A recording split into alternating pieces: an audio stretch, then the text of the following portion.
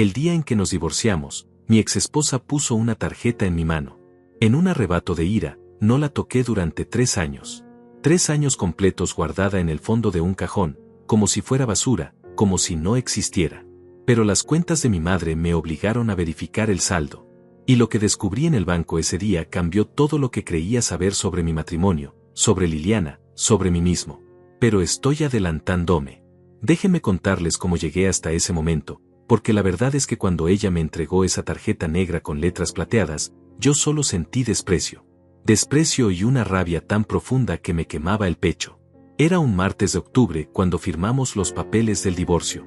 Recuerdo el olor a café viejo en la oficina del abogado, las paredes color crema que me daban náuseas, el sonido de la pluma arañando el papel mientras escribía mi nombre por última vez como esposo de alguien. Liliana estaba sentada frente a mí, con un vestido gris que nunca le había visto antes, el cabello recogido de una manera distinta, como si ya fuera otra persona. No me miraba. Durante toda la reunión evitó mis ojos, y eso me dolió más que cualquier palabra que pudiera haber dicho. Teníamos 45 años, 12 años de matrimonio, y ella me estaba dejando como quien abandona un auto viejo en el desguace. Cuando terminamos de firmar, cuando el abogado guardó los documentos con esa sonrisa profesional que odié al instante, Liliana se levantó. Pensé que saldría sin decir nada, pero se detuvo junto a mi silla. Sacó algo de su bolso, una tarjeta bancaria, y la dejó caer sobre la mesa frente a mí. El sonido del plástico golpeando la madera fue seco, frío, definitivo. Tenía mi nombre impreso, Rafael Mendoza. Ella no dijo nada, solo me miró por primera vez en toda la mañana, y en sus ojos vi algo que no pude descifrar. ¿Pena? ¿Culpa? ¿Lástima? Fuera lo que fuera, me hirió más profundo que el divorcio mismo. Agarré la tarjeta y la apreté en mi puño. Quería gritarle. Quería preguntarle qué demonios significaba esto, si pensaba que podía comprar su salida, si creía que con dinero podía borrar 12 años de vida juntos. Pero no dije nada. Mi garganta estaba cerrada, llena de palabras que nunca encontraron la salida. Liliana tomó su bolso, dio media vuelta y salió de esa oficina. La vi alejarse por el pasillo, sus pasos lentos, deliberados, sin voltear ni una sola vez. Y yo me quedé ahí, sentado en una silla que olía a cuero viejo, sosteniendo una tarjeta que pesaba como una piedra en mi mano. Cuando salí de ese edificio, el sol me golpeó la cara con una violencia que no esperaba. La ciudad seguía moviéndose, la gente caminaba por las calles, los autos tocaban el claxon, todo continuaba como si mi mundo no se hubiera detenido hacía apenas 20 minutos. Metí la tarjeta en el bolsillo trasero de mi pantalón y caminé sin rumbo durante horas. No quería ir a casa. No quería enfrentar el silencio de un departamento que todavía olía a ella, que todavía tenía sus cosas en los cajones, sus libros en el estante, su taza de café favorita junto al fregadero. Esa noche, cuando finalmente llegué a casa, saqué la tarjeta de mi bolsillo y la miré bajo la luz amarillenta de la lámpara de la sala. Era una tarjeta común, sin nada especial, solo mi nombre y una fecha de vencimiento 3 años en el futuro. No tenía PIN, no tenía instrucciones, nada. ¿Qué esperaba que hiciera con esto? ¿Que fuera corriendo al cajero automático como un mendigo agradecido? La rabia volvió a subirme, caliente y amarga. Abrí el cajón de la mesita de noche, la arrojé adentro con fuerza y lo cerré de un golpe. Ahí se quedaría. Para siempre. Yo no necesitaba su caridad. No necesitaba nada de ella. Los primeros meses después del divorcio fueron los más duros de mi vida. Liliana se había llevado la mitad de todo, como correspondía legalmente, pero lo que más me dolió fue el silencio. No volvió a buscarme, no llamó, no mandó un mensaje. Era como si hubiera muerto para ella, como si esos 12 años nunca hubieran existido. Yo tampoco la busqué, por supuesto. Mi orgullo no me lo permitía. Además, ¿qué le iba a decir? ¿Qué me había destrozado? ¿Que no entendía por qué me dejó sin una explicación real? ¿Que las últimas palabras que me dijo antes de pedir el divorcio fueron tan vagas que todavía me despertaba por las noches tratando de descifrarlas? Ella solo había dicho que ya no podía seguir, que necesitaba estar sola, que esto era lo mejor para los dos. Pero yo sabía que había algo más. Algo que nunca me dijo. Algo que se guardó como si yo no mereciera saberlo. Y eso, más que el divorcio mismo, más que la división de bienes o la firma de papeles, eso fue lo que me partió en dos. La sensación de que nunca fui suficiente para que me dijera la verdad. Pasé los siguientes 6 meses viviendo como un fantasma. Me levantaba, iba al trabajo, regresaba, comía algo frente al televisor sin saber qué estaba viendo, y me dormía tarde tratando de no pensar. Mi trabajo como supervisor en una empresa de logística era lo único que me mantenía cuerdo. Los números, las rutas, los inventarios, todo eso tenía sentido. Todo eso seguía reglas claras. No como mi vida personal, que se había convertido en un laberinto sin salida. Mis amigos intentaron ayudar al principio. Rubén, mi compañero de trabajo desde hacía 15 años, me invitaba a cenar, a tomar cervezas los viernes, a salir con su familia. Pero yo siempre encontraba excusas. No quería ser el hombre divorciado y miserable en la mesa, el que arruina la conversación con su tristeza. Así que poco a poco dejé de contestar las llamadas, de responder los mensajes, hasta que ellos también se cansaron de insistir. No los culpo. Yo tampoco habría querido estar cerca de alguien como yo en ese momento. La tarjeta seguía en el cajón. A veces, cuando no podía dormir, abría ese cajón solo para mirarla. No sé por qué lo hacía.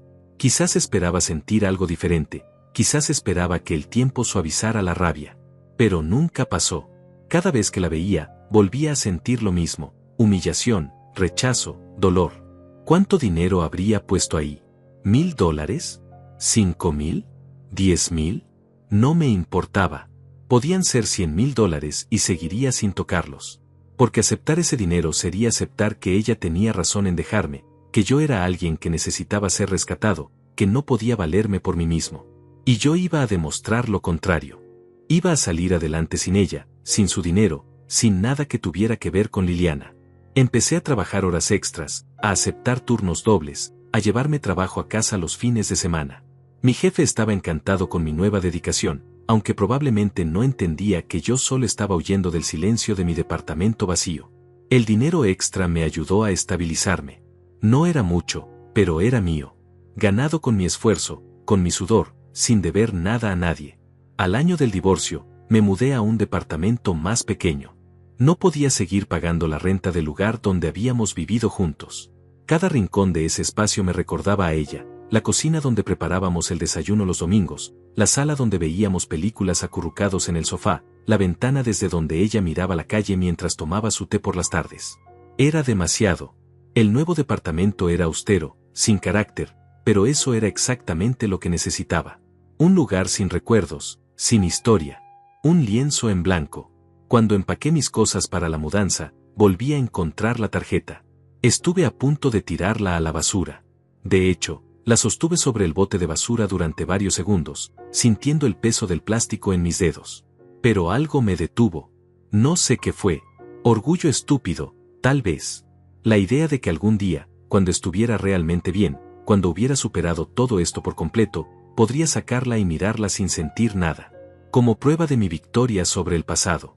Así que la guardé de nuevo, esta vez en una caja junto con otros documentos importantes: mi acta de nacimiento, mi título universitario, papeles del divorcio.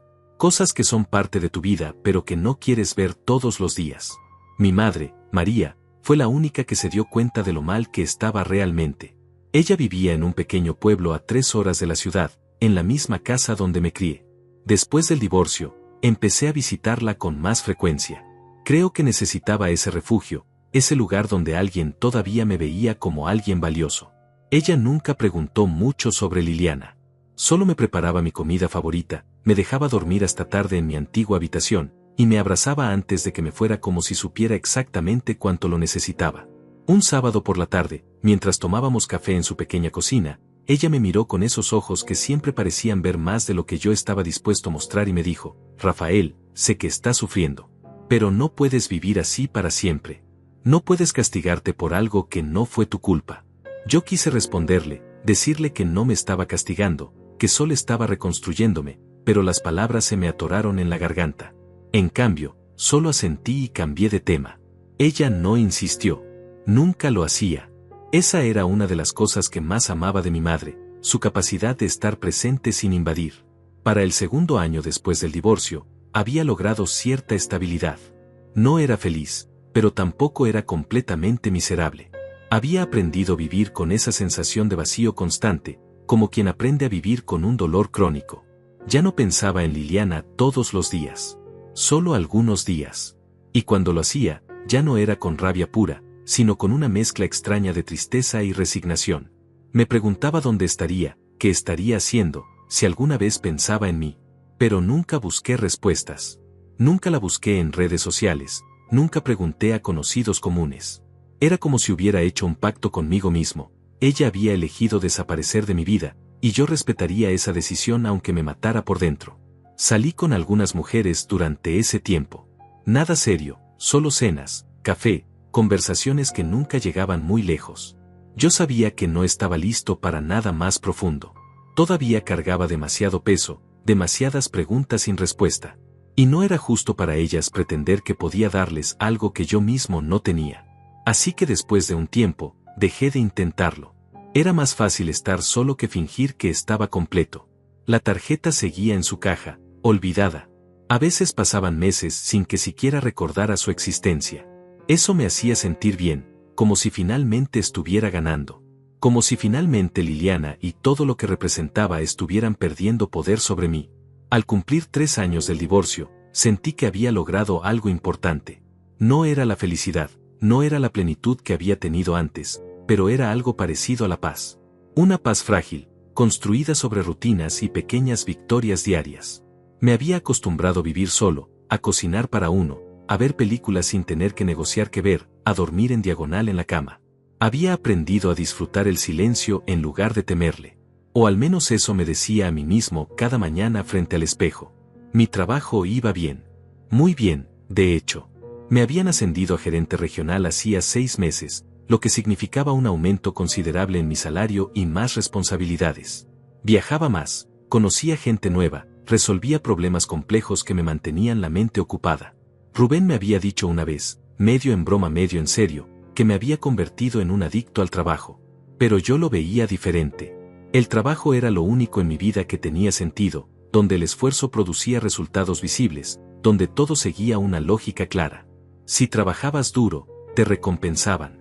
Si resolvías problemas, te valoraban. No como las relaciones, donde podías dar todo y aún así terminar solo en una oficina de abogados firmando papeles de divorcio. Había logrado ahorrar algo de dinero. No era rico, pero tenía un colchón financiero que me daba seguridad. Cada vez que depositaba dinero en mi cuenta de ahorros, sentía una pequeña oleada de orgullo. Lo había hecho yo solo, sin ayuda de nadie, sin tocar esa maldita tarjeta que seguía guardada en algún lugar de mi closet, en una caja que ya casi no abría. A veces me olvidaba por completo de que existía, y esos eran los mejores días. Volví a salir con amigos. No como antes, no con la misma facilidad, pero hacía el esfuerzo. Rubén había sido persistente, el único que nunca se rindió conmigo, y eventualmente cedí. Empezamos a jugar fútbol los domingos con un grupo de tipos del trabajo y de su vecindario. Yo no era bueno, nunca lo había sido, pero no importaba. Era bueno sudar, correr, reírse de los errores tontos, tomar una cerveza después del partido. Era bueno sentirse parte de algo otra vez, aunque fuera solo por unas horas a la semana. Incluso empecé a salir con alguien. Mónica. La conocí en una conferencia de logística en la capital. Ella trabajaba para una empresa competidora, era inteligente, directa, con un sentido del humor seco que me hacía reír. No se parecía en nada a Liliana, y creo que eso fue lo que me atrajo. Liliana había sido suave, contemplativa, de esas personas que piensan mucho antes de hablar. Mónica era fuego, opiniones fuertes, decisiones rápidas. Salimos durante algunos meses. Cenas, cine, un par de viajes cortos los fines de semana. Ella sabía que yo había estado casado, que me había divorciado, pero nunca preguntó mucho. Creo que eso también me gustó de ella, no intentaba arreglarme, no trataba de llegar a lugares donde yo no quería que nadie llegara. Pero algo no estaba bien. Yo lo sabía, aunque no quería admitirlo. Cuando Mónica me besaba, yo respondía, pero una parte de mí seguía ausente. Cuando me hablaba de planes futuros, de conocer a su familia, de tal vez buscar un departamento juntos eventualmente, yo asentía pero sentía un vacío en el estómago. No era que no me gustara. Me gustaba, pero no la amaba. Y ella merecía a alguien que pudiera amarla sin reservas, sin sombras del pasado, sin ese espacio vacío que yo todavía cargaba dentro. Una noche, después de cenar en su departamento, ella me miró y me dijo, «No estás aquí realmente, ¿verdad, Rafael?» Y yo no pude mentirle. No pude decirle que sí estaba, que ella era suficiente, que yo estaba listo. Así que nos separamos. Fue triste, pero también fue un alivio. Ella se merecía más, y yo necesitaba aceptar que tal vez nunca estaría listo para dar más. Mi madre seguía siendo mi refugio. La visitaba al menos 2 veces al mes, a veces más. Ella había envejecido en esos 3 años, lo notaba en pequeñas cosas, como le costaba más levantarse del sofá, como se cansaba más rápido al cocinar, como a veces olvidaba cosas que antes recordaba perfectamente. Tenía 72 años, pero siempre había sido tan vital, tan fuerte, que verla desacelerarse me asustaba de una manera que no quería examinar muy de cerca. Le había sugerido varias veces que se mudara conmigo a la ciudad, donde podría estar cerca de mejores hospitales, donde yo podría cuidarla mejor. Pero ella siempre se negaba. Esta es mi casa, Rafael. Aquí nací, aquí me casé con tu padre, aquí te crié. Aquí me voy a quedar hasta que Dios decida otra cosa. Una tarde de domingo, después de comer, estábamos sentados en el pequeño patio trasero de su casa. Ella regaba sus plantas, esas macetas llenas de hierbas y flores que cuidaba con devoción religiosa. Yo la observaba en silencio, sintiendo algo parecido a la paz. El sol estaba bajando, pintando el cielo de naranja y rosa, y por un momento todo parecía estar bien en el mundo. Entonces ella se detuvo, dejó la regadera en el suelo y me miró. «Hijo, ¿ya la perdonaste?». La pregunta me tomó desprevenido. No había mencionado a Liliana en meses. ¿Perdonarla? No sé, mamá. No sé si hay algo que perdonar. Ella solo se fue. Mi madre negó con la cabeza lentamente. No la perdonas por irse. La perdonas para que tú puedas seguir adelante de verdad. Mientras sigas cargando eso, nunca vas a estar completo. Sus palabras se quedaron conmigo durante días, pero no supe qué hacer con ellas. En el trabajo me llamaban el tipo confiable. El que siempre entregaba tiempo, el que resolvía crisis, el que nunca se quejaba de las horas extras. Mis colegas me respetaban, mi jefe me valoraba, los clientes confiaban en mí. Había construido una reputación sólida, una identidad profesional que me hacía sentir importante. Y en cierta forma, eso bastaba. O al menos me convencía de que bastaba. Porque si me enfocaba en el trabajo, si llenaba cada hora de mi día con tareas y objetivos, no tenía que enfrentar esa pregunta incómoda que a veces surgía en la madrugada cuando no podía dormir. ¿Realmente había superado lo que pasó con Liliana, o solo me había vuelto experto en ignorarlo? Los fines de semana eran más difíciles. Cuando no tenía trabajo que hacer, cuando no tenía visitas a mi madre planeadas, cuando no había partido de fútbol ni cervezas con Rubén, el silencio del departamento se volvía ensordecedor. En esos momentos, caminaba por la ciudad sin rumbo, entraba a cafeterías solo para estar rodeado de gente, iba al cine a ver películas que olvidaba apenas salía de la sala. Cualquier cosa para no quedarme quieto, para no pensar demasiado. 3 años. 3 años completos desde que Liliana puso esa tarjeta en mi mano y desapareció de mi vida. Y yo había sobrevivido. Había reconstruido una vida funcional, una existencia que tenía forma y estructura. No era la vida que había imaginado cuando me casé con ella, llena de risas y planes y envejecer juntos. Pero era mi vida, y la había construido con mis propias manos, sin ayuda de nadie. Eso tenía que significar algo. Eso tenía que ser suficiente. Me aferraba a esa idea como a un salvavidas, porque la alternativa era admitir que tal vez mi madre tenía razón, que tal vez todavía estaba atrapado en ese día de octubre, en esa oficina, sosteniendo una tarjeta que nunca entendí. La llamada llegó un martes por la tarde, mientras revisaba reportes de inventario en mi oficina. Era el teléfono de mi madre, pero no era su voz la que escuché del otro lado. Era Regina, su vecina de toda la vida, y el temblor en su tono me heló la sangre antes de que dijera una sola palabra. Rafael, necesitas venir. Tu madre se desmayó esta mañana. Está en el hospital del pueblo. Los doctores dicen que necesita estudios, que puede ser algo serio. Colgué el teléfono. Agarré mis llaves y salí de la oficina sin decirle nada a nadie. Las 3 horas de camino hasta el pueblo se sintieron como 30. Mi mente no dejaba de imaginar lo peor, escenas que trataba de apartar pero que volvían una y otra vez. Mi madre en una cama de hospital, mi madre conectada a máquinas, mi madre diciendo adiós. Cuando llegué al hospital, ella estaba despierta. Eso me dio un alivio momentáneo tan intenso que casi me derrumbo ahí mismo en la puerta de su habitación. Estaba pálida, con ojeras profundas, pero me sonrió cuando me vio entrar. «Ay, hijo, no tenías que venir tan rápido». «Estoy bien, solo fue un susto». Pero yo podía ver en sus ojos que no era solo un susto. Había miedo ahí, un miedo que ella trataba de esconder pero que yo conocía demasiado bien. Me senté junto a su cama y tomé su mano. Era más delgada de lo que recordaba, más frágil. ¿Qué dijeron los doctores? Ella suspiró. Que necesitan hacerme estudios. Análisis de sangre, un electrocardiograma, otras cosas que no entendí bien. Dicen que puede ser el corazón, o tal vez los riñones. No lo saben todavía. Los siguientes días fueron una pesadilla de espera. Estudios, resultados, más estudios, más espera. Yo me quedé en el pueblo, durmiendo en la casa de mi madre, yendo y viniendo del hospital. Llamé al trabajo para pedir una semana de permiso, y mi jefe, aunque no le gustó, no tuvo más remedio que aceptar. Regina y otras vecinas me traían comida, me preguntaban cómo estaba, me ofrecían ayuda. El pueblo entero parecía estar pendiente de mi madre, y eso me recordó por qué ella nunca había querido irse de ahí. Este era su mundo, su comunidad, el lugar donde todos la conocían y la querían. Finalmente, el doctor nos dio el diagnóstico. Insuficiencia renal crónica, etapa avanzada.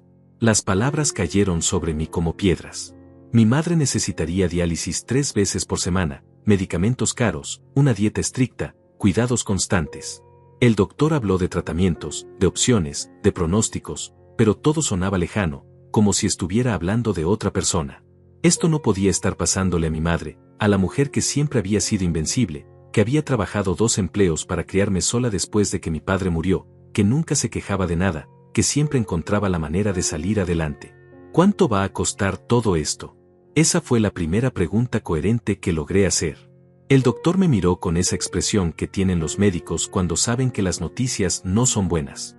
Los tratamientos de diálisis, los medicamentos, las consultas, estamos hablando de aproximadamente $3,000 al mes, tal vez más dependiendo de las complicaciones. Y eso sin contar los costos iniciales de los equipos y estudios adicionales. Sentí que el piso desaparecía bajo mis pies. $3,000 al mes. $36,000 al año. Yo ganaba bien, pero no tanto. Y mi madre no tenía seguro médico privado, solo el básico del gobierno que cubría una fracción mínima de lo que ella necesitaba. Esa noche, sentado en la sala de la casa de mi madre, hice números. Una y otra vez, tratando de encontrar la manera de hacer que funcionara.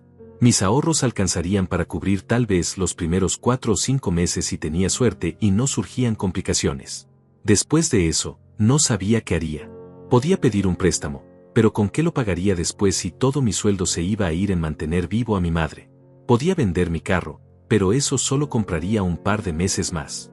Podía buscar un segundo trabajo, pero ya apenas tenía tiempo para respirar con el que tenía. Mi madre me encontró ahí, rodeado de papeles y calculadora, con la cabeza entre las manos. Hijo, no quiero que te destruyas por esto. Si es mi tiempo, es mi tiempo. Yo voy a aceptarlo con paz. La miré y sentí una rabia inmensa. No digas eso. No voy a dejarte morir porque no tengamos dinero. Voy a encontrar la manera. Ella se sentó a mi lado, despacio, con ese cuidado de alguien que sabe que su cuerpo ya no responde como antes. Lo sé. Sé que vas a luchar. Eres mi hijo. Pero prométeme que no vas a sacrificar tu futuro por mi presente. Yo ya viví mi vida, Rafael. Una buena vida. Tú todavía tienes mucho por delante.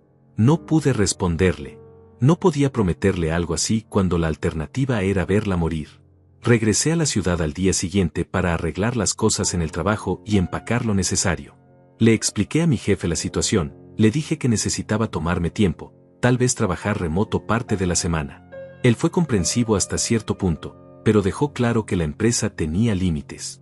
Podía darme 2 semanas más, después tendría que tomar una decisión, o volvía completamente o tendría que renunciar. Esas fueron sus palabras exactas. Tomar una decisión. Como si fuera tan simple. Como si pudiera elegir entre mi madre y mi trabajo y sentirme bien con cualquiera de las 2 opciones. En mi departamento, rodeado del silencio que antes me daba paz y ahora solo me ahogaba, empecé a buscar opciones desesperadamente. Llamé a organizaciones de beneficencia, a programas de gobierno, a fundaciones que ayudaban con gastos médicos. Llené formularios, mandé correos, hice llamadas. Algunos dijeron que mi madre no calificaba porque yo tenía un ingreso que, según sus estándares, era suficiente. Otros dijeron que la lista de espera era de años. Otros simplemente nunca respondieron. Con cada puerta que se cerraba, sentía que las paredes se acercaban más. Rubén se ofreció a prestarme dinero. $5,000 que había ahorrado para las vacaciones de su familia. Yo quise rechazarlo, decirle que no podía aceptar eso, pero él insistió. Hermano, tu madre cuidó de mi hijo cuando se enfermó hace 2 años, ¿te acuerdas? Me trajo comida, se ofreció a ayudar. Esta es mi manera de devolverle eso. Acepté el dinero con lágrimas en los ojos que traté de esconder. $5,000. Casi 2 meses más de tratamiento. Era algo, pero no era suficiente. Nunca sería suficiente. Una semana después de volver de mi primer viaje al pueblo, estaba en mi departamento tratando de reorganizar mis finanzas por enésima vez cuando mi vista cayó sobre el closet. Sobre la caja que había estado ahí, olvidada, durante 3 años. La caja con documentos importantes. La caja con la tarjeta. Me quedé paralizado, mirando esa caja como si fuera un animal peligroso. No había pensado en esa tarjeta en meses. Tal vez casi 1 año. La había borrado tan completamente de mi mente que era como si nunca hubiera existido. Pero ahí estaba, esperando. Siempre había estado ahí, esperando. Me levanté despacio, caminé hacia el closet, saqué la caja. Mis manos temblaban mientras la abría. Ahí estaba, entre papeles amarillentos y sobres viejos. La tarjeta negra con letras plateadas. Rafael Mendoza. Mi nombre, burlándose de mí. La saqué y la sostuve bajo la luz. 3 años. 3 años sin tocarla. 3 años jurando que nunca la usaría. 3 años de orgullo y rabia y dolor. Y ahora estaba aquí, sosteniéndola otra vez, sintiendo ese mismo peso en mi pecho. Pero esta vez era diferente. Esta vez no se trataba de mí. Se trataba de mi madre. Se trataba de vida o muerte. Me senté en el borde de la cama con la tarjeta en la mano, mirándola como si fuera la primera vez que la veía. La superficie de plástico estaba fría, impersonal. Durante 3 años había sido un símbolo de todo lo que había perdido, de la humillación, del abandono. Había jurado 1000 veces que nunca la tocaría, que preferiría morirme de hambre antes que aceptar lo que fuera que Liliana hubiera puesto ahí. Pero esto no era sobre mí. Esto era sobre mi madre, la única persona en el mundo que me había amado incondicionalmente, que nunca me había abandonado, que había sacrificado todo por darme una vida digna. Pasé esa noche entera despierto, dándole vueltas a la decisión. Una parte de mí seguía resistiéndose, aferrándose a ese orgullo que me había mantenido de pie durante 3 años. Usar esa tarjeta sería admitir que Liliana tenía razón, que yo sí necesitaba ayuda, que no era tan fuerte como había creído. Sería romper el único principio que me había quedado después del divorcio. Pero la otra parte de mí, la parte que amaba a mi madre más que a mi propio orgullo, me gritaba que dejara de ser tan egoísta. ¿Qué importaba mi orgullo si mi madre moría? ¿Qué valor tenía mi dignidad si la pagaba con la vida de la mujer que me dio la mía? A las 5 de la mañana, tomé una decisión. Iría al banco. Solo verificaría el saldo. Solo para saber.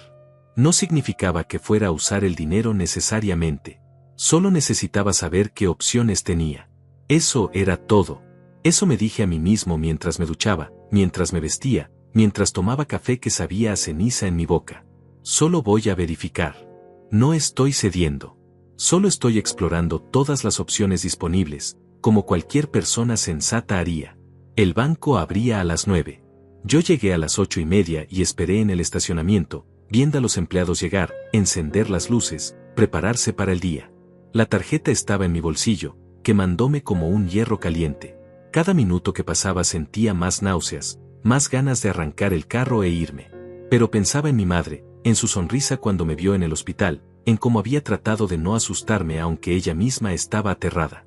Y me quedaba. A las 9 en punto entré al banco. Era uno de esos bancos grandes, con piso de mármol y aire acondicionado tan frío que te hacía tiritar. Había poca gente a esa hora. Una señora mayor llenando formularios en un escritorio, un hombre de traje hablando con un ejecutivo, un guardia de seguridad que me miró con aburrimiento cuando pasé junto a él. Me acerqué a la fila de cajeros automáticos. Había 4 máquinas, todas vacías. Escogí la del fondo, la más alejada de la entrada, como si eso hiciera la situación menos real. Saqué la tarjeta de mi bolsillo. Mis manos sudaban tanto que tuve que secarlas en el pantalón antes de poder sostenerla correctamente. La tarjeta no tenía PIN escrito, obviamente, pero Liliana conocía mis números. Conocía las fechas que eran importantes para mí. Probé primero con mi fecha de nacimiento. 0, 8, 1, 7. Error. El cajero me devolvió la tarjeta con un mensaje en la pantalla: PIN incorrecto. Intente nuevamente. Mierda. Probé con la fecha de nuestra boda. 2-3-0-9. La máquina se tomó unos segundos que parecieron eternos. Luego, la pantalla cambió. Bienvenido, Rafael Mendoza. Mi corazón se detuvo. Estaba dentro. La tarjeta funcionaba. Era real. Después de 3 años, la maldita cosa seguía activa. La pantalla me mostraba opciones: retiro, consulta de saldo, transferencia, pago de servicios. Mi dedo se movió hacia consulta de saldo casi por voluntad propia. Toqué la pantalla. La máquina procesó la solicitud. Podía escuchar mi propia respiración, rápida y superficial. Podía sentir el pulso en mi cuello, en mis sienes. Y entonces la pantalla mostró el número. Tuve que leerlo 3 veces para estar seguro de que no estaba alucinando. No podía ser. No tenía sentido. El saldo era de $143,700. $143,700. Me quedé ahí, paralizado, mirando esos números como si fueran un idioma extranjero. ¿Cómo? Liliana y yo nunca habíamos tenido tanto dinero junto. Cuando nos divorciamos, nuestra cuenta compartida tenía apenas $20,000 que dividimos equitativamente. ¿De dónde había salido esto? ¿Qué significaba? Mi primera reacción fue de sospecha. Tal vez era un error. Tal vez la máquina estaba mostrando el saldo de otra cuenta. Tal vez esto era algún tipo de broma cruel del universo. Toqué la pantalla de nuevo, pedí otro comprobante. El número no cambió. $143,700. Ahí estaban, reales, disponibles, a mi nombre. Sentí que las rodillas se me aflojaban. Tuve que apoyarme contra el cajero para no caerme. ¿Qué había hecho Liliana? ¿Por qué había puesto tanto dinero en una cuenta a mi nombre? Nada de esto tenía sentido. Durante 3 años había asumido que la tarjeta tenía tal vez unos cuantos miles de dólares, una cantidad simbólica para aliviar su culpa por dejarme. Pero esto era diferente. Esto era el tipo de dinero que cambia vidas. El tipo de dinero que podía pagar el tratamiento completo de mi madre, que podía darle años de vida digna, que podía salvarla. Imprimí el comprobante con manos temblorosas. El papel salió de la máquina con ese sonido característico, y lo agarré como si fuera a desaparecer si no lo sostenía fuerte. Ahí estaba, negro sobre blanco. Mi nombre, el saldo, la fecha, todo era real. Salí del banco caminando como sonámbulo, sin ver realmente por dónde iba. Me subí a mi carro y me quedé sentado ahí, en el estacionamiento, mirando el comprobante una y otra vez. El sol de la mañana entraba por el parabrisas, calentando el interior del auto, pero yo no sentía nada. Estaba en shock completo. Entonces noté algo más en el comprobante. En la parte inferior, donde normalmente solo aparece información básica de la cuenta, había una nota: para ver movimientos detallados, consulte con un ejecutivo de cuenta o revise su estado de cuenta en línea. Movimientos detallados. ¿Había más información? ¿Había explicaciones? Sin pensarlo mucho, bajé del carro y volví a entrar al banco. Esta vez me acerqué directamente al escritorio de atención al cliente. Un hombre joven de traje, con una placa que decía Tomás Herrera, ejecutivo de cuenta, me recibió con una sonrisa profesional. Buenos días. ¿En qué puedo ayudarle? Le pasé la tarjeta y el comprobante con manos que todavía temblaban ligeramente. Necesito ver los movimientos de esta cuenta. Todos los movimientos desde que se abrió. Tomás tomó la tarjeta, la deslizó por su lector, tecleó algo en su computadora. Sus dedos se movían rápido sobre el teclado, sus ojos escaneaban la pantalla. Luego frunció el ceño levemente, como si hubiera visto algo inusual. Un momento, por favor, señor Mendoza. Voy a imprimir el historial completo. Puede tomar algunos minutos, la cuenta tiene bastante actividad. ¿Bastante actividad? ¿Qué significaba eso? Me senté en la silla frente a su escritorio, tratando de mantener la compostura mientras él esperaba que la impresora terminara. Podía escuchar el zumbido de la máquina, el ruido del papel saliendo hoja tras hoja. ¿Cuántas hojas eran? ¿5? ¿10? Finalmente, Tomás tomó el fajo de papeles y lo puso frente a mí. Aquí tiene, señor. Todos los movimientos desde la apertura de la cuenta hace 3 años. Como puede ver, hay depósitos mensuales consistentes, además del depósito inicial. ¿Depósitos mensuales? Agarré los papeles y empecé a revisarlos. La primera página mostraba el depósito inicial, $50,000, depositados el día de nuestro divorcio. El mismo día que Liliana me dio la tarjeta. Pero luego, en las siguientes páginas, vi algo que me dejó sin aliento. Depósitos mensuales. $1,500 cada mes. Sin falta. Durante 36 meses consecutivos. 36 depósitos de $1,500. $54,000 más. Más los intereses acumulados. Las cuentas cuadraban perfectamente. Pero había algo más. Cada depósito tenía una nota adjunta en el sistema. Tomás debió notar mi expresión porque señaló una columna en los papeles. Estas son las notas que el titular original dejó con cada transacción. No son visibles en los cajeros automáticos, solo en el sistema interno. Empecé a leer las notas, y con cada línea que leía, sentía que el mundo se desmoronaba y se reconstruía al mismo tiempo. La primera nota, junto al depósito inicial, decía, para que nunca te falte nada, incluso si yo no estoy ahí. Los depósitos siguientes tenían notas más cortas pero igual de devastadoras.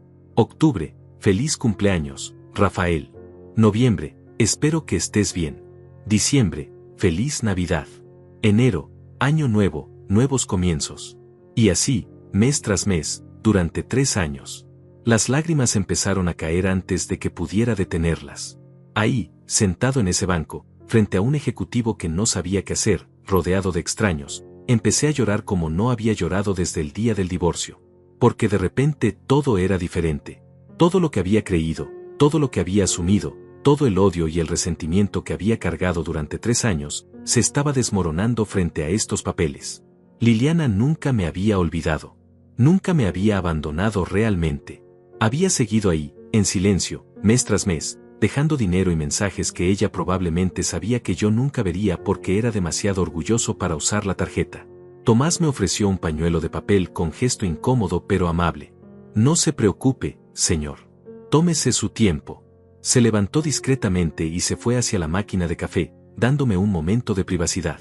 Yo me quedé ahí, limpiándome la cara, tratando de procesar lo que acababa de descubrir. 36 depósitos. 36 meses. 36 veces que Liliana había pensado en mí, había separado dinero, había escrito una nota. Mientras yo la maldecía, mientras juraba que la había olvidado, mientras construía mi vida nueva sobre la base del resentimiento hacia ella, Liliana había estado ahí. Silenciosa, constante, cuidándome desde la distancia. Volví a revisar las notas, esta vez con más atención. Algunas eran simples, solo saludos de días festivos o buenos deseos. Pero otras eran más personales, más reveladoras. En marzo del segundo año, la nota decía, sé que probablemente odias esto, pero no puedo dejar de preocuparme por ti. En julio, he pensado en llamarte 1000 veces, pero sé que no quieres saber de mí. En mi cumpleaños, el cumpleaños de ella que yo había tratado de olvidar, la nota decía, hoy cumplo años y lo único que quisiera es saber que estás bien. Y la más reciente, del mes pasado, espero que hayas encontrado la paz que yo no pude darte. Cada palabra era un puñal en mi pecho. No porque fueran crueles o hirientes, sino porque eran todo lo contrario. Eran tiernas, preocupadas, llenas de un cariño que yo había estado seguro que ya no existía. ¿Cómo había podido estar tan ciego? ¿Cómo había podido convencerme a mí mismo de que Liliana me había dejado porque no le importaba, cuando toda la evidencia de lo contrario estaba aquí, en estas hojas, en estos números, en estas notas que había escrito cada mes durante 3 años? Tomás regresó con 2 tazas de café. Me puso una frente a mí y se sentó de nuevo. Bebí el café sin saborearlo, solo necesitando algo que hacer con las manos. ¿Hay algo más que necesite saber sobre la cuenta? Su voz era profesional, pero había comprensión en sus ojos. Este claramente no era el primer drama personal que presenciaba en su escritorio. Negué con la cabeza, luego me detuve. Espere, ¿hay alguna información de contacto del titular original? ¿Alguna forma de comunicarme con la persona que abrió esta cuenta? Tomás revisó su computadora, tecleando rápido. Hay un número de teléfono y una dirección registrados, sí, pero por políticas de privacidad del banco, no puedo dárselos directamente. Lo que puedo hacer es contactar al titular y preguntarle si autoriza que yo le pase su información a usted. No, dije rápido, tal vez demasiado rápido. No la contacte. No todavía. Necesito pensar.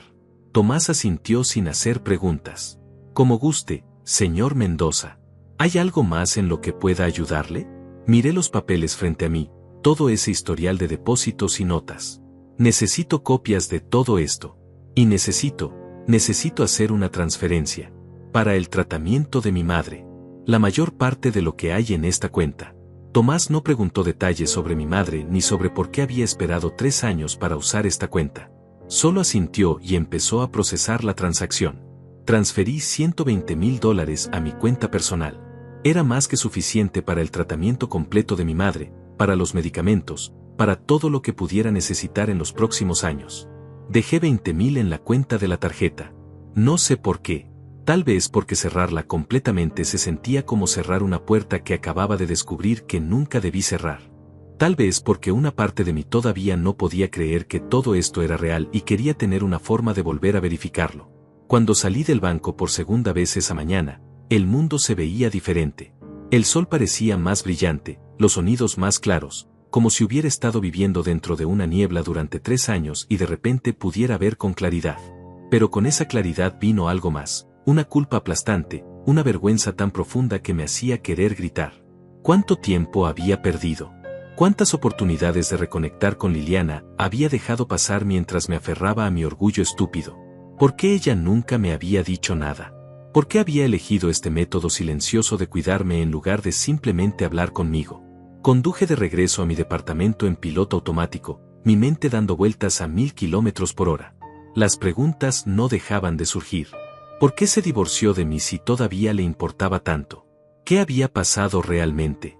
Ella había dicho que necesitaba estar sola, que era lo mejor para los dos, pero esas palabras ahora sonaban huecas, incompletas. Tenía que haber algo más. Algo que ella no me había contado. Algo que yo, en mi dolor y mi rabia, nunca le había dado la oportunidad de explicar. Llegué a mi departamento y me senté en el sofá con todos los papeles del banco esparcidos frente a mí en la mesa de centro. Los leí una y otra vez, memorizando cada nota, cada fecha, tratando de encontrar pistas sobre qué había estado pensando Liliana todo este tiempo. Y entonces me di cuenta de algo. Los depósitos habían sido consistentes durante 36 meses, pero el último había sido hace solo 3 semanas. Eso significaba que Liliana todavía estaba ahí, todavía pensando en mí, todavía depositando dinero incluso después de 3 años. No era algo que había hecho al principio y luego olvidó. Era algo activo, presente, continuo. Agarré mi teléfono. Todavía tenía su número guardado. Nunca lo había borrado, aunque tampoco lo había usado. Mi dedo se quedó sobre su nombre en la pantalla de contactos. ¿Qué le diría? ¿Gracias? ¿Perdón? ¿Por qué? ¿Todas las anteriores? Empecé a escribir un mensaje 3 veces y lo borré las 3 veces. Las palabras no eran suficientes. Nada de lo que pudiera decir por mensaje sería suficiente para todo lo que necesitaba decirle. En lugar de eso, decidí hacer algo que debería haber hecho hace 3 años, buscar respuestas reales. Abrí mi laptop y empecé a buscar. Redes sociales, páginas de empleos, cualquier cosa que me diera una pista sobre dónde estaba Liliana ahora, qué estaba haciendo, cómo estaba. Su perfil en redes sociales estaba prácticamente vacío. No había publicado nada en años, no había fotos nuevas, nada que indicara que había sido de su vida después de nuestro divorcio. Era como si ella también hubiera desaparecido del mundo, como si ambos hubiéramos estado escondiéndonos en nuestras propias cuevas de dolor y orgullo. Llamé a Rubén. Necesitaba hablar con alguien, compartir esto con alguien antes de volverme loco. Él contestó al segundo timbre. Hermano, ¿qué pasó? ¿Cómo está tu mamá? La voz le salió cargada de preocupación genuina. Va a estar bien. Conseguí el dinero para su tratamiento. Rubén suspiró aliviado. Gracias a Dios. ¿Cómo lo lograste?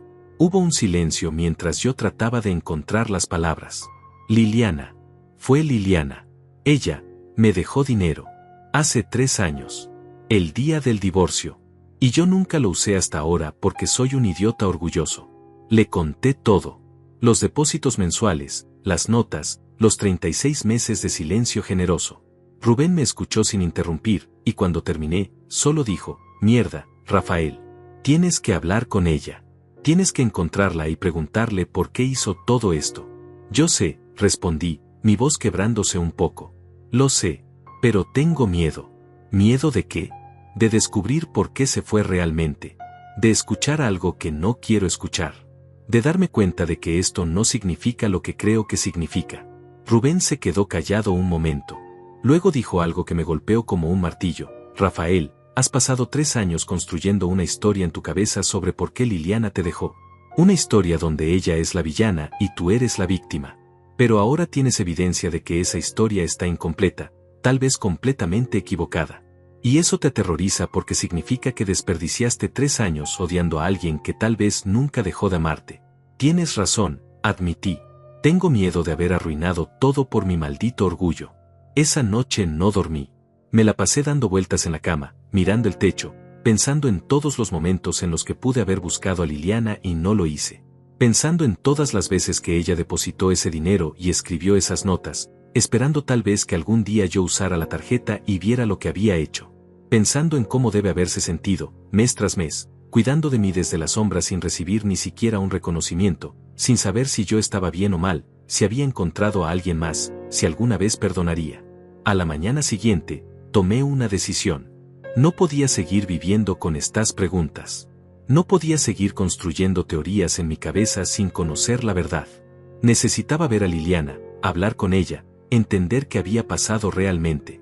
Pero primero, tenía que resolver la situación de mi madre. Esa era la prioridad. Lo demás podía esperar unos días más, aunque cada hora que pasaba se sentía como una eternidad. Conduje de regreso al pueblo esa misma tarde. Mi madre estaba en casa, descansando en su habitación. Regina había estado cuidándola, asegurándose de que tomara sus medicamentos y comiera bien. Cuando entré, mi madre levantó la vista y me sonrió, pero había cansancio en esa sonrisa, una fragilidad que nunca había visto antes. Hijo, no tenías que volver tan pronto. Yo puedo cuidarme sola unos días más. Me senté en la silla junto a su cama y tomé su mano. Mamá, tengo buenas noticias. Conseguí el dinero. Todo el dinero que necesitas para el tratamiento. Puedes empezar la diálisis la próxima semana, puedes comprar todos los medicamentos, puedes tener los cuidados que necesitas. Su rostro se iluminó, pero inmediatamente después apareció la preocupación. ¿Cómo? Rafael, ¿qué hiciste? ¿Pediste un préstamo? ¿Vendiste algo? No quiero que te destruyas económicamente por mí. Negué con la cabeza, sintiendo un nudo en la garganta. No me destruí. En realidad, alguien me ayudó. Alguien que estuvo ayudándome todo este tiempo sin que yo lo supiera. Mi madre me miró con esos ojos que siempre veían más de lo que yo decía. ¿Liliana? Asentí, incapaz de hablar por un momento. Ella me dejó dinero el día del divorcio. Mucho dinero. Pero yo nunca lo usé porque estaba muy enojado, muy dolido. Guardé esa tarjeta durante 3 años jurando que nunca la tocaría. Hasta ahora. Hasta que te enfermaste y no tuve más opción. Mi madre apretó mi mano con más fuerza de la que esperaba de alguien tan débil. Y ahora sabes que ella nunca dejó de preocuparse por ti. Lo sabía, Rafael. Siempre lo supe. Esa muchacha te amaba con todo su corazón. Cuando pidió el divorcio, yo sabía que había algo más, algo que ella no estaba diciendo. Nadie deja a alguien que ama sin una razón muy poderosa. La miré sorprendido. ¿Tú sabías? ¿Por qué nunca me dijiste nada? Ella suspiró. Porque no era mi verdad para contar. Era de ella. Y tú estabas tan herido, tan cerrado, que no habrías escuchado nada que yo te dijera. Necesitabas tiempo para sanar a tu manera. Aunque esa manera fuera alimentar tu rabia. Tenía razón. Si ella me hubiera dicho hace 3 años que creía que Liliana todavía me amaba, yo habría pensado que solo estaba tratando de hacerme sentir mejor. No habría creído nada. Mamá, necesito encontrarla. Necesito hablar con ella. Necesito saber por qué se fue, por qué hizo todo esto en silencio, por qué nunca me dijo nada. Mi madre asintió lentamente. Lo sé, hijo. Y debes hacerlo. Pero cuando lo hagas, vas con el corazón abierto. Sin rabia, sin acusaciones. Solo con la voluntad de escuchar. Porque algo me dice que lo que ella tiene que decirte va a cambiar todo lo que creía saber. Pasé los siguientes 3 días organizando todo para el tratamiento de mi madre. Hablé con los doctores, pagué los estudios pendientes, coordiné el horario de las diálisis, contraté una enfermera para que la ayudara en casa los días que yo no pudiera estar. El dinero que Liliana había guardado para mí durante 3 años ahora estaba salvando la vida de mi madre, y esa ironía no se me escapaba. La mujer que yo había maldecido 1000 veces estaba siendo la razón por la que mi madre viviría. ¿Cómo se procesa algo así? ¿Cómo se vive con esa culpa y esa gratitud mezcladas? Una tarde, mientras esperaba en la farmacia por los medicamentos de mi madre, mi teléfono sonó. Era un número desconocido. Contesté. ¿Señor Mendoza? Soy Tomás Herrera, del banco. Disculpe que lo moleste fuera de horario bancario, pero recibí una llamada de la titular original de la cuenta que usted visitó hace unos días. Sentí que el corazón se me detenía. ¿Liliana llamó? Sí, señor. Ella preguntó si usted había usado la tarjeta. Le informé que sí, que había verificado el saldo y realizado una transferencia. Espero no haber violado ninguna política al decirle eso. Ella dejó un mensaje para usted. Mis manos empezaron a temblar. ¿Qué mensaje? Tomás carraspeó incómodo. Dijo textualmente, dile que me alegra que finalmente la haya usado. Dile que espero que sea para algo importante. Y dile que si necesita más, solo tiene que llamarme. Dejó su número. ¿Quiere que se lo pase? Sí, dije inmediatamente. Por favor. Tomás me dictó el número y yo le escribí en una servilleta que encontré en mi bolsillo, con manos que temblaban tanto que apenas podía leer mi propia escritura. Gracias. Muchas gracias por llamarme. No hay problema, señor Mendoza. Espero que todo esté bien. Colgué y me quedé mirando ese número escrito en la servilleta arrugada. Era un número de celular diferente al que yo tenía guardado. Liliana había cambiado de número en algún momento de estos 3 años. ¿Cuándo? ¿Por qué? ¿Había sido para alejarse completamente de su vida anterior, o había otras razones? Guardé la servilleta en mi cartera como si fuera un tesoro, pero no llamé. No todavía. Necesitaba pensar qué decirle, cómo abordar una conversación que había estado evitando durante 3 años. Esa noche, después de asegurarme de que mi madre estuviera cómoda y dormida, salí a caminar por las calles vacías del pueblo. El aire fresco me ayudaba a pensar. Pasé por lugares que me recordaban a mi infancia, a tiempos más simples cuando las decisiones eran fáciles y el futuro parecía claro. Me pregunté en qué momento todo se había vuelto tan complicado, en qué momento había perdido la capacidad de comunicarme honestamente con las personas que amaba. Pensé en Liliana, en cómo había sido nuestra relación antes del divorcio. Los primeros años habían sido buenos. Muy buenos. Nos reíamos mucho, compartíamos sueños, hacíamos planes. Pero en el último año, algo había cambiado. Ella se había vuelto más distante, más callada. Yo lo había atribuido al estrés de su trabajo, a problemas normales de cualquier matrimonio.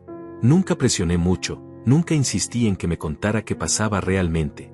Y luego, un día, ella simplemente dijo que quería el divorcio. Sin explicación real, sin intentar solucionarlo, sin darme la oportunidad de luchar por nuestro matrimonio. Pero ahora, con la perspectiva de 3 años y el conocimiento de lo que había hecho por mí en silencio, todo se veía diferente. ¿Y si ella se había alejado porque estaba protegiendo? ¿Y si el divorcio no había sido porque dejó de amarme, sino precisamente porque me amaba demasiado? Mi madre había dicho que nadie deja a alguien que ama sin una razón poderosa. ¿Cuál era esa razón? ¿Qué había estado pasando en la vida de Liliana que yo, en mi ceguera, nunca vi? Regresé a la casa pasada la medianoche.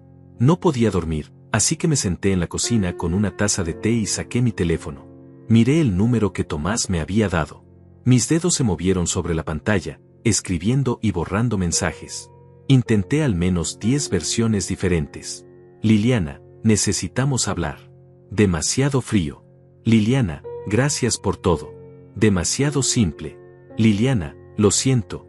¿Por qué te fuiste realmente? Demasiado directo. Finalmente, escribí algo simple y lo envié antes de que pudiera arrepentirme. Soy Rafael. ¿Podemos vernos? Necesito hablar contigo. Pasaron 5 minutos. Luego 10. Luego 20. Pensé que tal vez ella estaba dormida, que vería el mensaje por la mañana. Estaba a punto de guardar el teléfono cuando llegó la respuesta. Solo 3 palabras que hicieron que mi corazón latiera tan fuerte que pensé que despertaría a mi madre en el piso de arriba. Sí. Mañana. Cafetería Central. La Cafetería Central. El lugar donde habíamos tenido nuestra primera cita hace 14 años. El lugar donde me había arrodillado para proponerle matrimonio. El lugar donde habíamos celebrado nuestro primer aniversario. ¿Lo había elegido intencionalmente? ¿O era solo una coincidencia? No importaba. Mañana la vería. Mañana, después de 3 años de silencio y resentimiento y preguntas sin respuesta, finalmente tendría la oportunidad de escuchar la verdad. Y eso me aterrorizaba más que cualquier otra cosa en el mundo. No dormí nada esa noche. Me quedé despierto en la sala, mirando el techo, ensayando mentalmente lo que le diría a Liliana.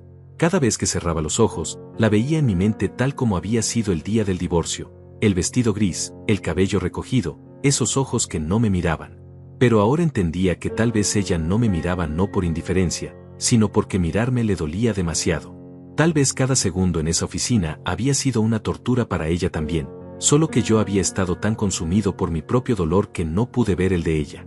A las 6 de la mañana me levanté, me duché, me vestí. Elegí ropa casual, jeans y una camisa verde que Liliana siempre había dicho que me quedaba bien. ¿Por qué lo hice? No lo sé. Tal vez era un gesto patético de querer que me viera como alguien que había seguido adelante, que estaba bien. Aunque la verdad era que nada en mí había estado realmente bien en 3 años. Mi madre ya estaba despierta cuando bajé. Me miró y supo exactamente lo que estaba pasando. Vas a verla. No era una pregunta. Asentí. Hoy. En 1 hora. Ella se acercó y me abrazó. Escúchala, Rafael. Realmente escúchala. No la interrumpas, no te pongas a la defensiva. Solo escucha. Lo prometo, mamá. Llegué a la cafetería central 30 minutos antes. El lugar se veía igual que siempre, las mismas mesas de madera, las mismas sillas desparejas, el mismo aroma a café recién hecho mezclado con pan dulce. Me senté en una mesa junto a la ventana, la misma mesa donde nos habíamos sentado en nuestra primera cita. Pedí un café que no toqué, solo lo sostuve entre mis manos como si el calor pudiera calmarme los nervios que me destrozaban por dentro. Cada vez que la puerta se abría, mi corazón daba un salto. Pero eran extraños, gente normal comenzando su día normal, sin idea de que mi mundo entero estaba a punto de cambiar. Y entonces la vi. Entró por la puerta exactamente a las 10, la hora que habíamos acordado. Por un momento no la reconocí. Estaba más delgada de lo que recordaba, mucho más delgada. Su cabello, que siempre había sido largo y oscuro, ahora estaba corto, apenas llegándole a los hombros, y había mechones blancos que antes no estaban. Llevaba un suéter color café que le quedaba grande, como si hubiera perdido peso recientemente. Pero sus ojos, esos ojos que había amado durante 12 años, esos seguían siendo los mismos. Me vieron al instante, y en ellos vi tantas emociones que no pude descifrarlas todas. Miedo, esperanza, tristeza, algo parecido al alivio. Caminó hacia mi mesa despacio, como si cada paso le costara un esfuerzo enorme. Me levanté automáticamente, sin saber si debía abrazarla, estrechar su mano, o simplemente quedarme ahí parado como un idiota. Al final no hice nada, solo esperé a que ella se sentara frente a mí. Hola, Rafael. Su voz era la misma, suave, con ese tono ligeramente ronco que siempre me había gustado. Hola, Liliana. Pasaron unos segundos de silencio incómodo. Ella pidió un té. Yo seguía sin tocar mi café. Finalmente, ella habló primero. Tomás del banco me llamó. Me dijo que usaste la tarjeta. Me alegra que lo hicieras. ¿Es para algo importante? Para mi madre. Está enferma. Insuficiencia renal.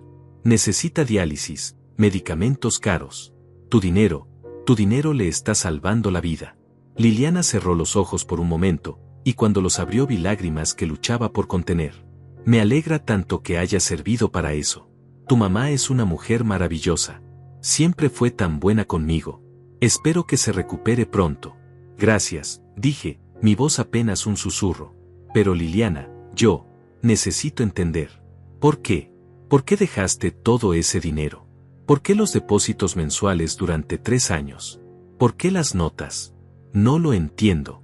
Si te importaba tanto, ¿por qué te fuiste? Ella tomó su taza de té con manos que temblaban ligeramente. Sabía que eventualmente ibas a preguntar. He ensayado esta conversación 1000 veces en mi cabeza durante 3 años. Pero ahora que estás aquí frente a mí, no sé por dónde empezar. Empieza por el principio, dije gentilmente. Empieza por qué pediste el divorcio. Ella respiró profundo, como preparándose para sumergirse en aguas profundas. Hace 4 años me diagnosticaron cáncer. Cáncer de mama, etapa 2. La palabra cayó entre nosotros como una bomba. Me quedé paralizado, incapaz de procesar lo que acababa de escuchar. ¿Qué? ¿Cáncer? Pero nunca dijiste nada. ¿Cómo es posible que? Lo sé. No te lo dije. No le dije a nadie excepto a mi doctora.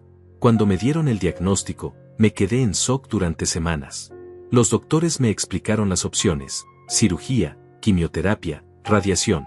Me dijeron que las probabilidades eran buenas si empezaba el tratamiento de inmediato, pero también me advirtieron que sería difícil, que perdería el cabello, que estaría enferma durante meses, que tal vez no podría tener hijos después. Y lo primero que pensé, Rafael, lo primero que pensé fue en ti. Las lágrimas empezaron a caer por sus mejillas, pero ella no hizo nada por detenerlas. Pensé en cómo esto te afectaría, en cómo tendrías que cuidarme, en cómo tu vida se detendría para ser mi enfermero. Pensé en todas las cosas que querías hacer, los planes que teníamos, y supe que todo eso se evaporaría. Te convertirías en mi cuidador, y yo me convertiría en tu carga. No, susurré, sintiendo que todo dentro de mí se quebraba. No, Liliana, tú nunca habrías sido una carga. Yo te amaba. Habría estado ahí para ti. Habríamos luchado juntos contra eso. Ella negó con la cabeza, las lágrimas cayendo más rápido ahora. Lo sé. Sé que lo habrías hecho. Eres ese tipo de hombre, Rafael. Eres noble y bueno, y te habrías quedado a mi lado sin dudar. Y precisamente por eso no podía decirte. Porque sabía que te sacrificarías por mí.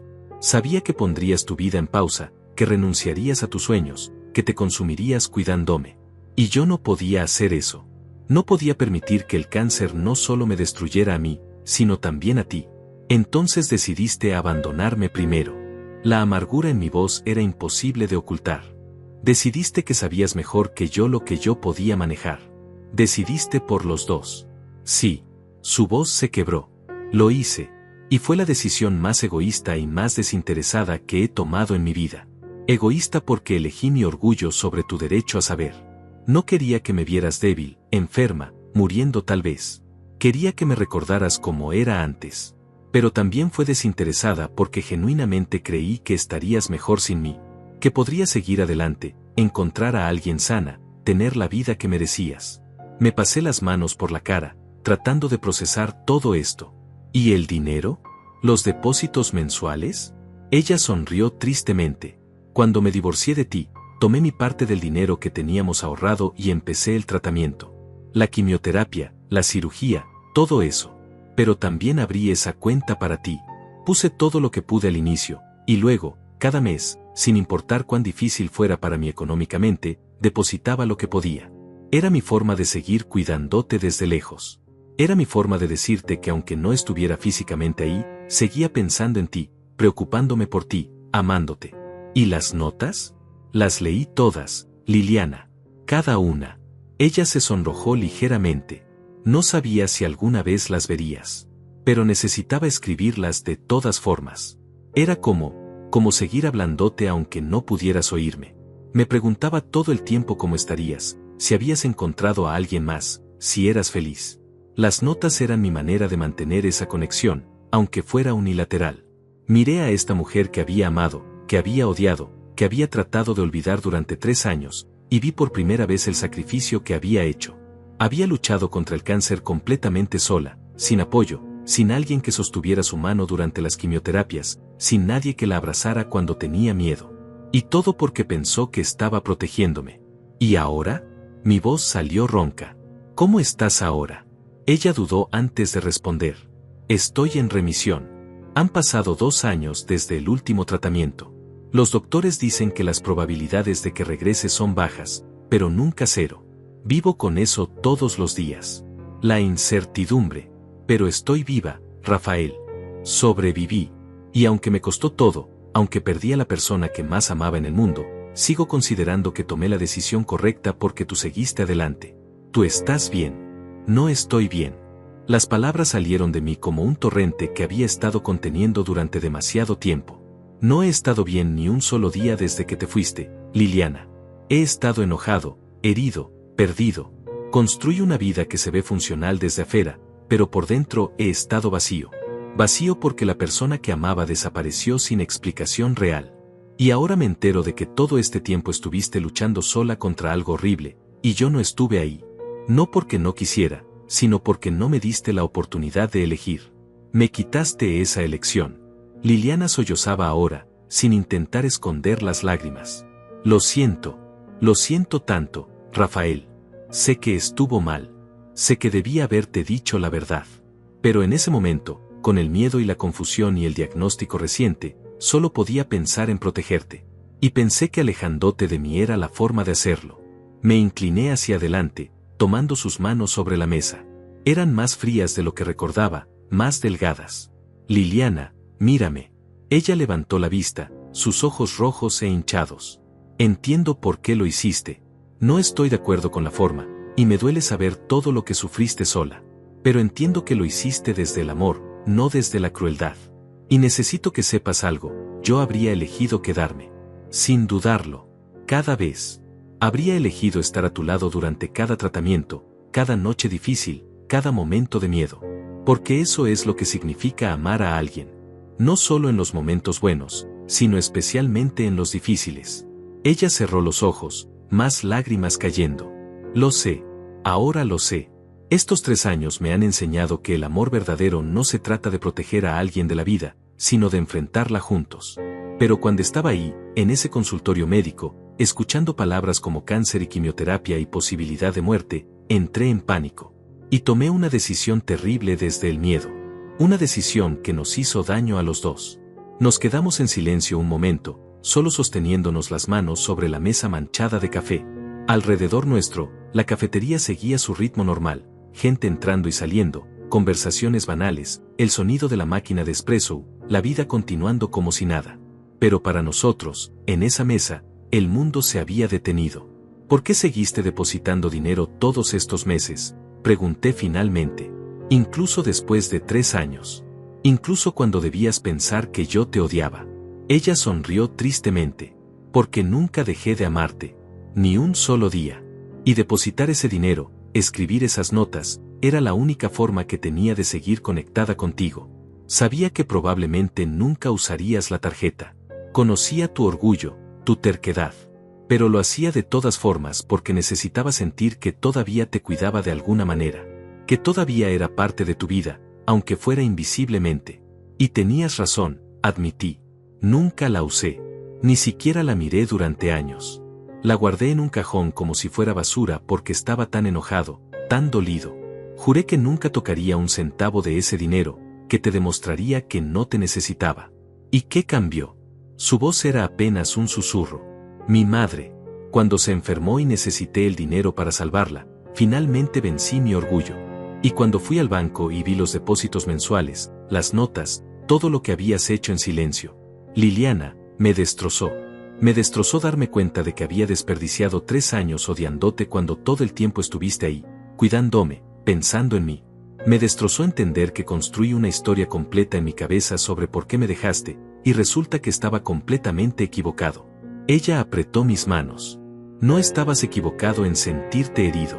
Te lastimé, Rafael. Profundamente. Aunque mis intenciones fueran buenas, el resultado fue el mismo.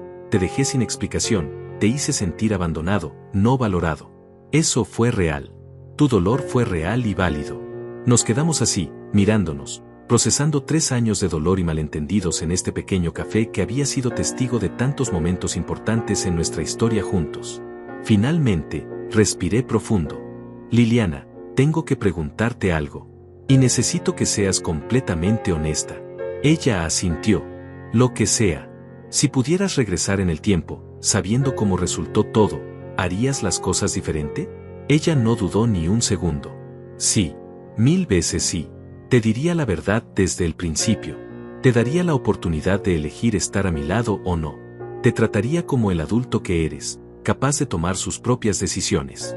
Y enfrentaríamos el cáncer juntos, como pareja, como equipo. Fue arrogante de mi parte pensar que sabía mejor que tú lo que podías manejar. Y ahora, dije lentamente, ¿qué quieres ahora? Después de todo esto, después de 3 años separados, después de todo lo que ha pasado. Ella me miró con una vulnerabilidad que me partió el corazón. Quiero otra oportunidad. No espero que me perdones inmediatamente, no espero que las cosas vuelvan a ser como antes. Sé que eso es imposible. Pero quisiera la oportunidad de reconstruir algo. De conocernos de nuevo. De empezar desde cero, si es necesario, pero juntos esta vez. Sin secretos, sin mentiras, sin sacrificios silenciosos. Solo honestidad y comunicación real. ¿Crees que eso es posible? Me recosté en la silla, sintiendo el peso de la pregunta. Hace una semana, si alguien me hubiera dicho que estaría sentado aquí con Liliana, considerando darle otra oportunidad, habría pensado que estaban locos. Había construido murallas tan altas alrededor de mi corazón, había invertido tanto en mi narrativa de victimización, que la idea de perdonar parecía imposible.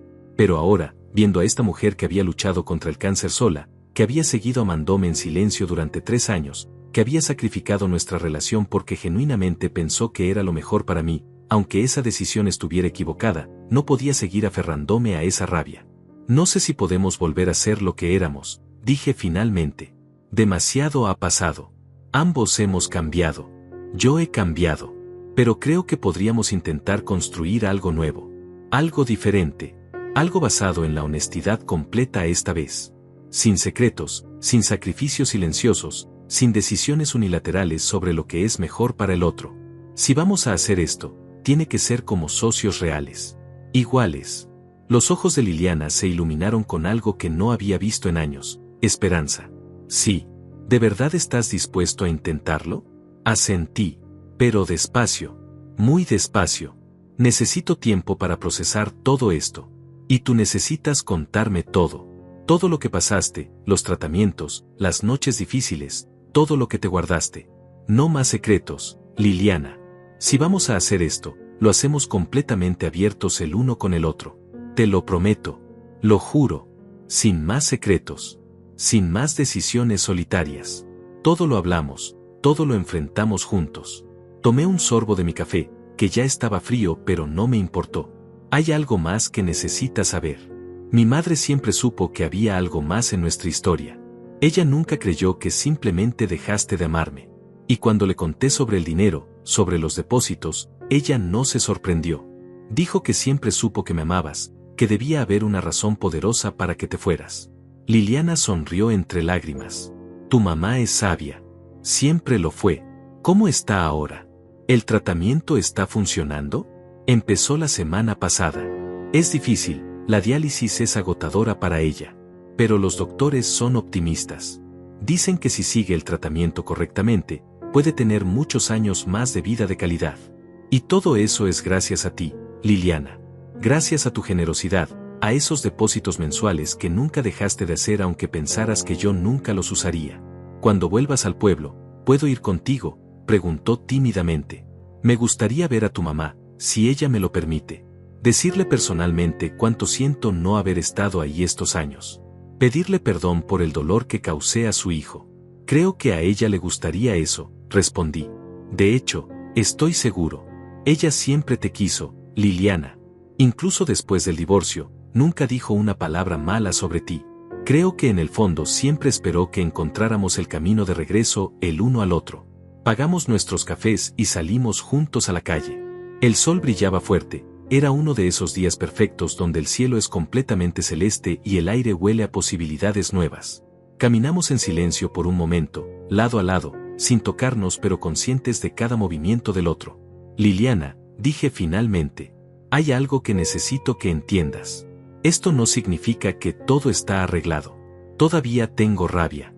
Todavía me duele pensar en todo lo que perdimos, en los 3 años que desperdicié odiándote cuando podríamos haber estado enfrentando esto juntos. Va a tomar tiempo sanar eso. Va a tomar tiempo reconstruir la confianza. Ella asintió. Lo entiendo. Y estoy dispuesta a tomar todo el tiempo que necesites. No tengo prisa, Rafael. Solo quiero la oportunidad. Solo quiero que sepas que aprendí de mis errores, que no volveré a tomar decisiones unilaterales sobre nuestras vidas. Que si me das esta oportunidad, seré completamente honesta contigo. Incluso cuando duela. Especialmente cuando duela. Nos detuvimos frente a mi carro. Nos miramos por un largo momento, y en sus ojos vi todo lo que habíamos sido y todo lo que podríamos ser si elegíamos intentarlo. No sé qué nos depara el futuro. No sé si lograremos reconstruir lo que teníamos o si construiremos algo completamente nuevo. Pero por primera vez en 3 años, siento algo más que rabia y vacío. Siento esperanza. Pequeña, frágil, asustada, pero ahí. Podemos empezar con café, dije finalmente. Una vez a la semana, como si estuviéramos conociéndonos de nuevo. Me cuentas sobre tu tratamiento, sobre cómo sobreviviste estos 3 años. Yo te cuento sobre mi vida, sobre cómo tu madre me enseñó que el orgullo no vale nada cuando está en juego algo verdaderamente importante. Y vemos a dónde nos lleva. Liliana sonrió, y por primera vez desde que entró a esa cafetería, la vi realmente sonreír. No una sonrisa triste o llena de disculpas, sino una sonrisa genuina que alcanzaba sus ojos. Me encantaría. Gracias, Rafael, por escucharme, por darme esta oportunidad, por no dejar que mi estupidez arruinara todo para siempre. La abracé entonces. No fue el abrazo apasionado de hace años, sino algo más suave, más cuidadoso, dos personas rotas empezando a sanar juntas. Y cuando finalmente nos separamos, supe que esto era el comienzo de algo. No un final feliz instantáneo, no una reconciliación mágica que borraba 3 años de dolor, sino un comienzo real, honesto, lleno de trabajo duro por delante pero también de posibilidad. Esa noche, de regreso en el pueblo junto a mi madre, le conté todo. Ella escuchó en silencio, asintiendo ocasionalmente, y cuando terminé solo dijo: el amor verdadero no es el que nunca enfrenta tormentas, hijo. Es el que encuentra la manera de navegar a través de ellas, incluso cuando parece imposible. Liliana cometió un error, sí, pero lo cometió desde el amor. Y tú, al darle esta oportunidad, estás demostrando que aprendiste algo que muchos nunca aprenden, que el perdón no es debilidad, sino la fortaleza más grande de todas. Hoy, cuando miro esa tarjeta negra que ahora guardo en mi cartera en lugar de esconderla en un cajón, ya no siento rabia. Siento algo más complejo, más maduro. Gratitud por lo que salvó, tristeza por lo que se perdió, y esperanza por lo que todavía puede construirse. Liliana y yo nos vemos cada semana. Hablamos. Realmente hablamos. Ella me cuenta sobre las noches de quimioterapia, sobre el miedo que sentía sola en su departamento, sobre cómo cada depósito que hacía era su manera de convencerse de que yo estaría bien sin ella. Yo le cuento sobre mi rabia, sobre cómo la tarjeta se convirtió en un símbolo de mi orgullo herido, sobre cómo casi pierdo a mi madre antes de vencer ese orgullo. No sé si terminaremos juntos. No sé si el amor que sentíamos hace 4 años puede resucitarse o si necesitamos construir algo completamente nuevo. Pero sé esto, la honestidad es más importante que el orgullo. La comunicación es más importante que los sacrificios silenciosos. Y a veces, las cosas más valiosas son las que casi perdemos por nuestra propia terquedad. Mi madre está mejor cada día. Liliana está en remisión.